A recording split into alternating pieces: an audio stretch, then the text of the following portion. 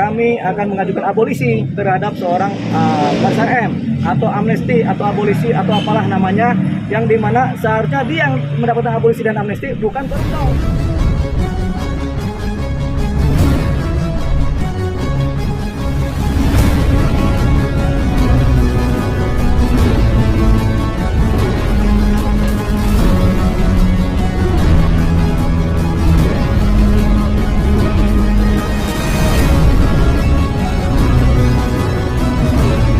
Tadi itu sidang bacaan tuntutan oleh jaksa.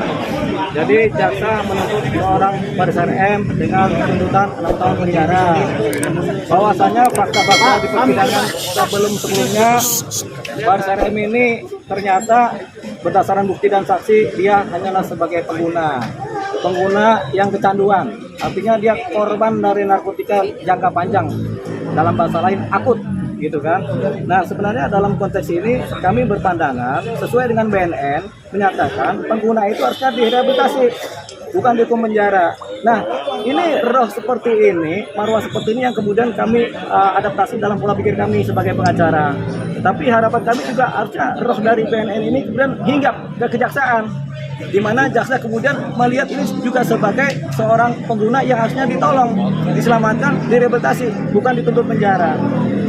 Satu hal, kalau seorang pengguna yang sudah kecanduan kemudian dihukum penjara, apakah dia bisa selamat secara kecanduannya? Jawabannya tidak. Yang ada dia makin hancur kalau dihukum. Makanya kenapa kita rohnya sama dengan BNN, kita selamatkan orang ini dari kecanduan supaya dia bisa pulih dan masa hidupnya juga berjalan baik kembali, punya nilai guna, punya posisi yang baik. Tapi ternyata jaksa tetap menuntut 6 tahun penjara, di mana ini secara konvensional memang iya nggak apa-apa begitu, tapi kemudian ini nggak pakem karena tidak sesuai dengan roh yang sudah ada dalam kebijakan negara, yaitu diwakili oleh BNN yang menyatakan pengguna tidak layak dihukum tapi harus direhab untuk keselamatan pribadi dan jiwanya.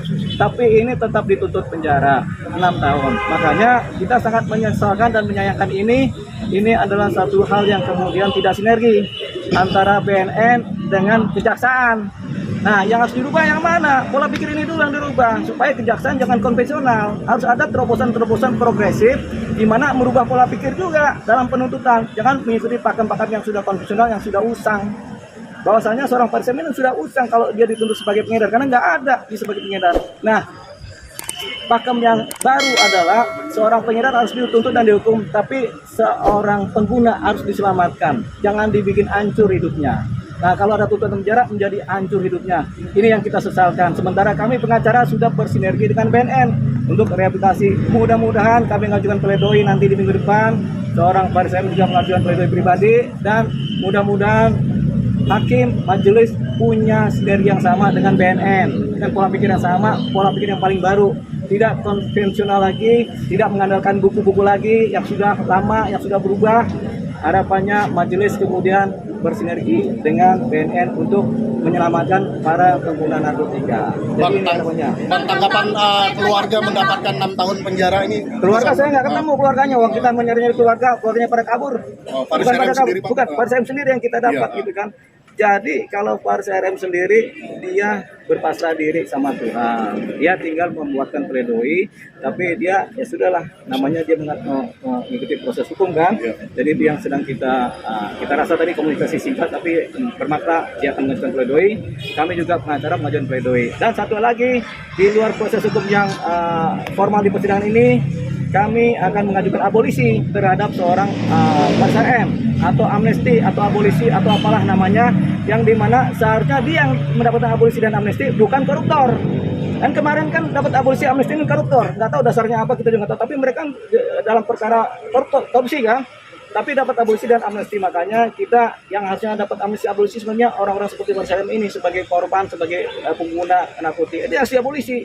Makanya kita mengajukan surat permohonan abolisi kepada Presiden Prabowo Subianto supaya ini yang harus diabolisi, bukan koruptor. Kalau koruptor itu rasa keadilan kita hancur.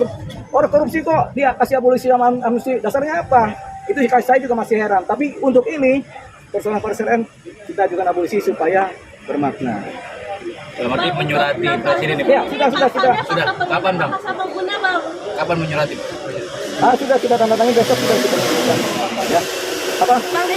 pasal 6 tahun undang-undang sendiri pasal penghinaan. Pasalnya pasal 112 dan 111. Pasal pengedar utama pasal 114 dihilangkan oleh mereka, oleh jaksa, tapi 112 dan 111. Tapi sebenarnya itu cuma persoalan pasal. Yang paling penting roh atau kejiwaan dari perubahan pola pikir kita, di mana pengguna itu harus diselamatkan, bukan dibunuh atau dihukum. Itu rohnya. BNN sudah punya roh itu, kami juga sudah punya roh itu, tapi jaksa belum ternyata. Tinggal kita tunggu majelis hakim rohnya seperti apa. Mudah-mudahan majelis hakim rohnya juga sudah sinergi dengan pihak BNN.